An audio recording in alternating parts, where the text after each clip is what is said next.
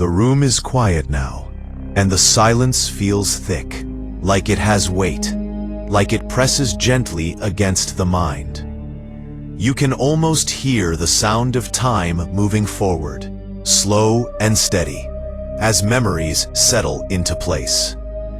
This story does not rush, it does not shout. It unfolds the way fog rolls in, soft at first, almost unnoticed, until suddenly everything is surrounded. Hello friends, welcome to Crime Chronicles US, where America's unsolved mysteries, vanished criminals, and chilling cases come alive. Every story is real, every detail matters, and the truth remains buried in the shadows. Don't forget to like, comment, share, and subscribe to stay updated with every mystery. In the early 1960s, in the north of England, two ordinary figures moved through ordinary streets. They did not look like monsters. They did not announce themselves. Ian Brady and Myra Hindley blended into the background of working-class life. Offices, buses, sidewalks, and shops. If you passed them, you would not turn around. If they spoke to you, you would not feel alarm. That is how the danger lives so long without a name. Brady was quiet, controlled, intellectual in appearance.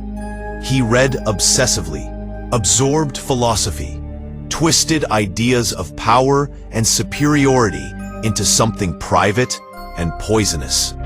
He believed himself detached from ordinary morality, as though rules were for others, as though suffering was simply a concept to be examined, rather than a reality that shattered lives.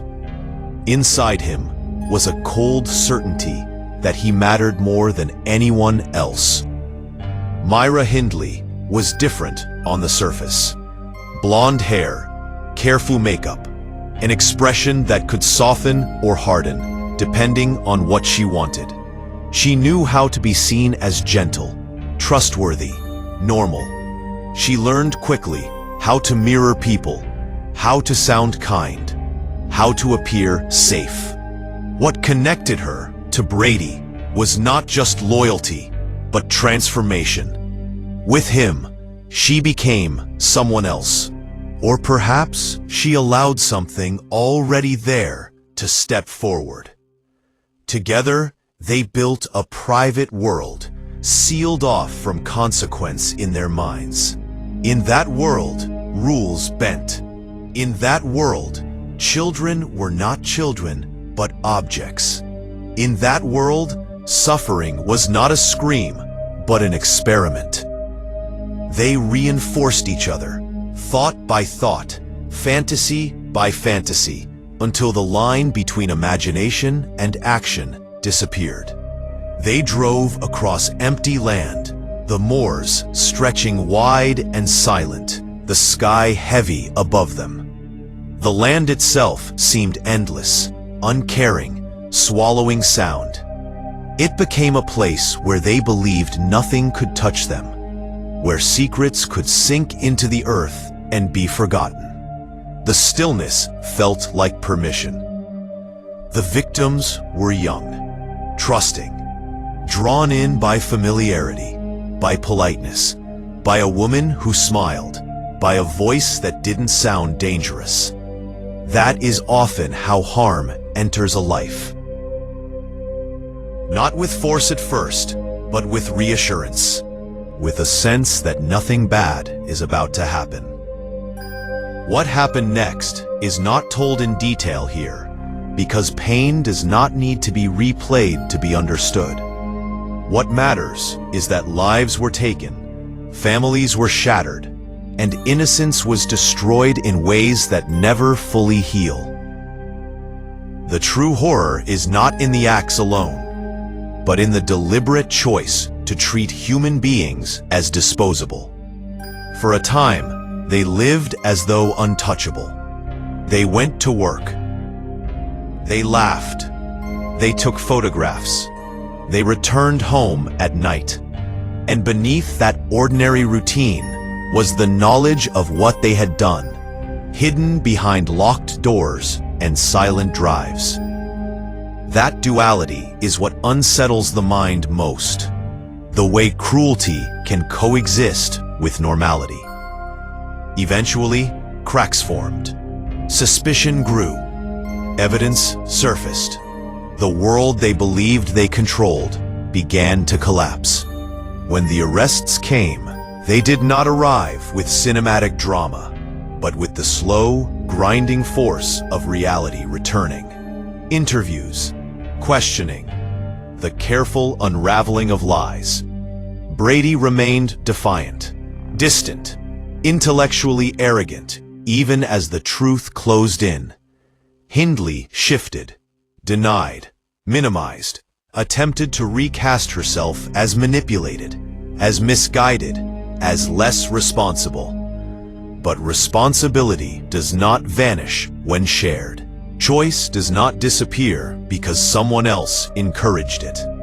The trials exposed what had been hidden. Names were spoken. Photographs circulated. The country recoiled in collective horror. The moors, once empty and anonymous, became a symbol of buried terror. Families waited for answers that could never be complete, for remains that might never be found. Conviction came. Life sentences. Prison walls replaced open land. The illusion of power dissolved into routine, surveillance, confinement.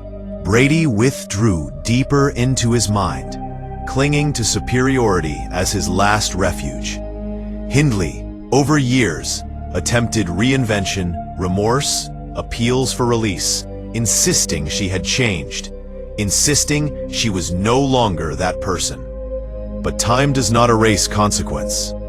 Change does not undo harm, and forgiveness, when it exists at all, belongs only to those who suffered most.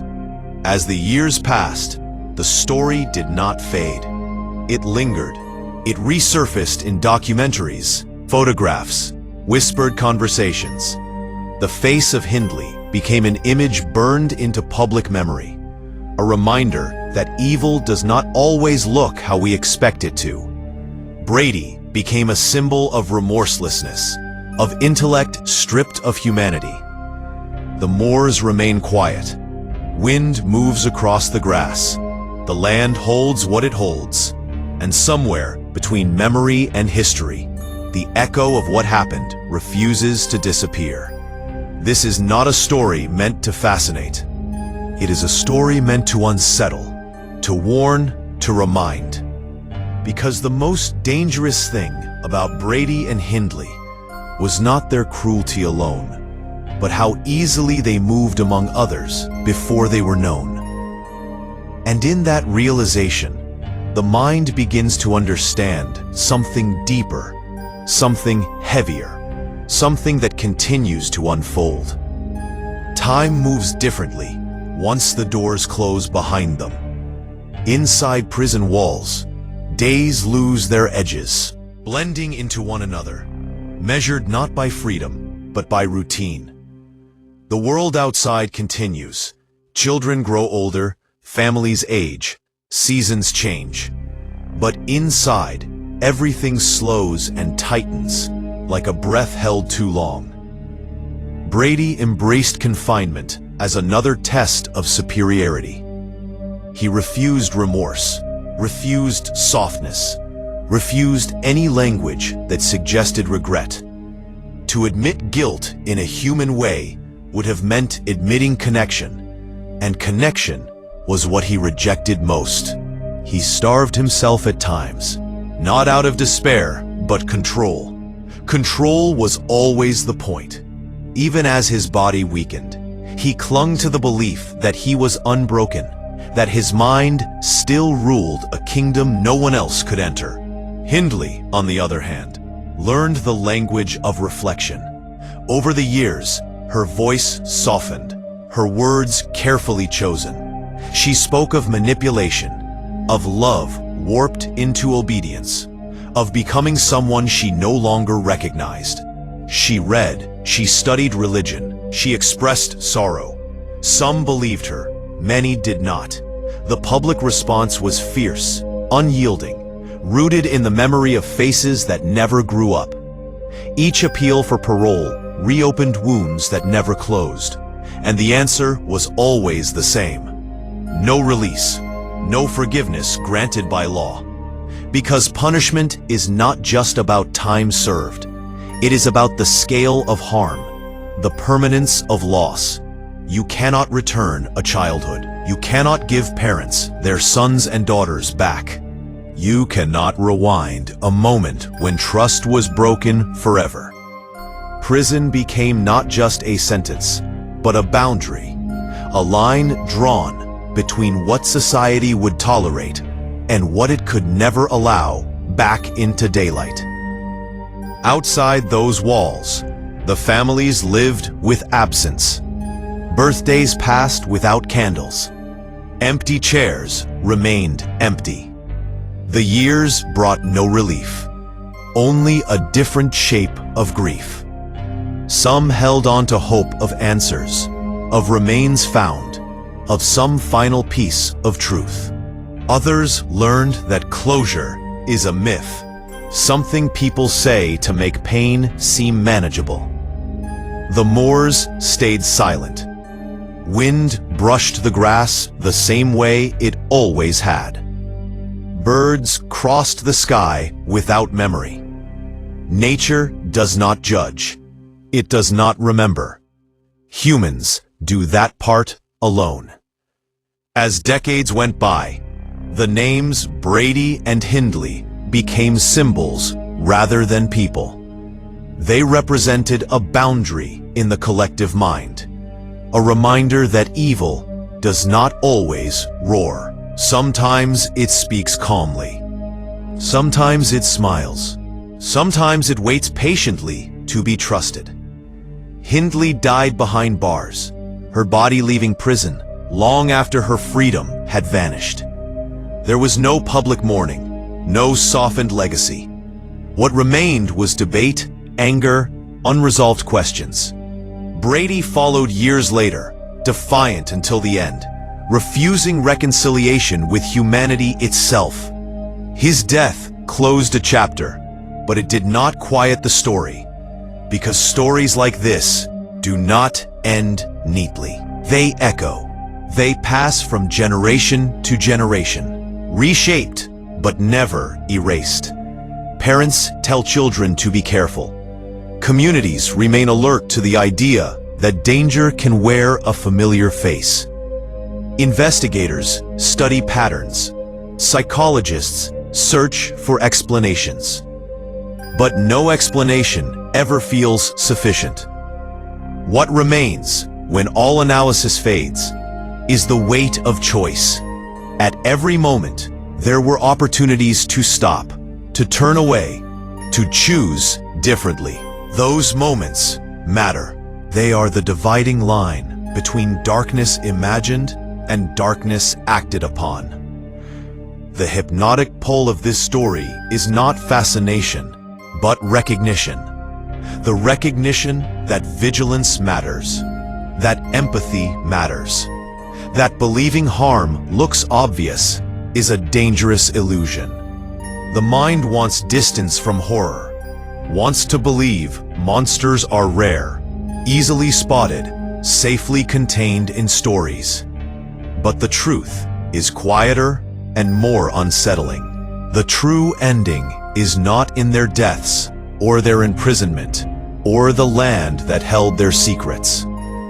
The ending lives in awareness, in refusal to look away, in the insistence that victims are remembered not as footnotes, but as lives that mattered. And as the silence settles again, deeper now, the story finally releases its grip. Not with relief, not with peace, but with understanding. Some names fade. Others remain as warnings carved into memory. The wind moves across the moors. Time continues forward, and the lesson lingers, steady and unmistakable, long after the last word is spoken. So friends, if you enjoyed this video, then don't forget to like, comment, share, and subscribe to Crime Chronicles US for more chilling unsolved mysteries from across America. Stay curious, and we'll see you in the next story.